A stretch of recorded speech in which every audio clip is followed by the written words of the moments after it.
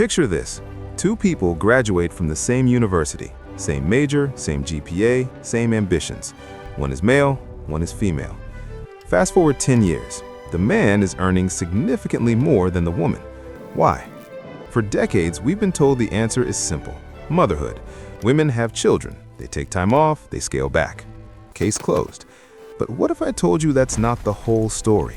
What if the real answer is far more subtle, far more insidious, and far more difficult to fix than we ever imagined? This is a story about 3 groundbreaking studies, 1 rare medical condition, and a revelation. Let's start with what we thought we understood. In 2023, Claudia Goldin won the Nobel Prize in Economics. Her research seemed to settle the debate. Motherhood explains basically all of the wage gap. The logic made sense. Women bear children. Women take time off. Women return to work part-time. Each of these choices, however rational, comes at a cost. And the data supported this. Study after study showed that when women have children, their earnings drop. Meanwhile, men's earnings, they often increase after having children. This became known as the motherhood penalty. It seemed like an open and shut case. But then, something strange started happening. A handful of papers published over the past 2 years began to poke holes in this tidy explanation. These weren't small studies. They were based on powerful, novel datasets from Scandinavia, matching health records with income data for entire populations, and they were about to turn everything upside down. Here's where the story gets interesting. Researchers took women going through in vitro fertilization and examined the difference in long-term wages between those who fell pregnant and those who did not. This was a natural experiment. These women all tried to have children. Some succeeded, some didn't. Everything else was roughly the same. So what happened? At first, the mothers earned much less than the women who didn't conceive. But then, something unexpected happened. This gap shrank over time.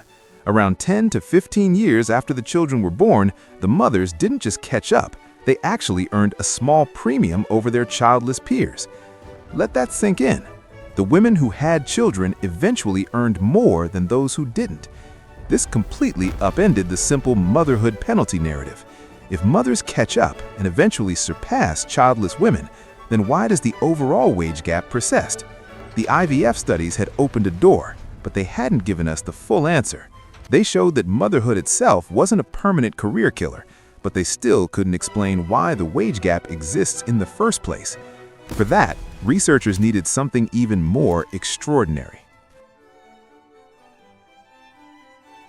This is where the story takes a turn that sounds almost too strange to be true. Researchers began studying women with something called MRKH syndrome. It's a rare condition where a girl is born without a uterus but otherwise develops normally. These women know from early in life, often from their teenage years, that they will never bear children. Not maybe, not hopefully, never. And this early knowledge turns out to be the key to everything.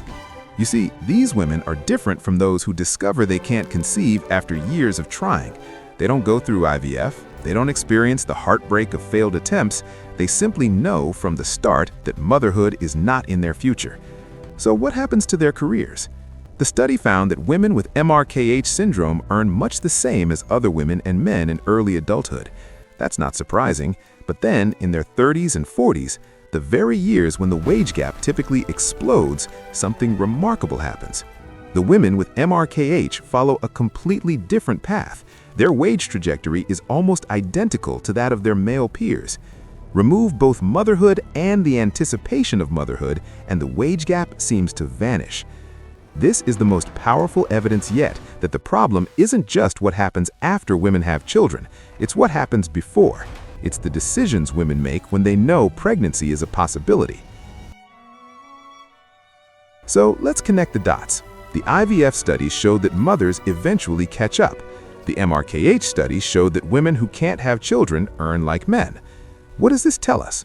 It tells us that the wage gap isn't just about what happens after women have kids, it's about the choices they make before. Choices shaped by the anticipation of motherhood. Think about it. A young woman planning her career knows that pregnancy is a possibility, so she might choose a more flexible career path, even if it pays less, invest less in certain types of training or education. turn down opportunities that demand total commitment, plan for the possibility of stepping back.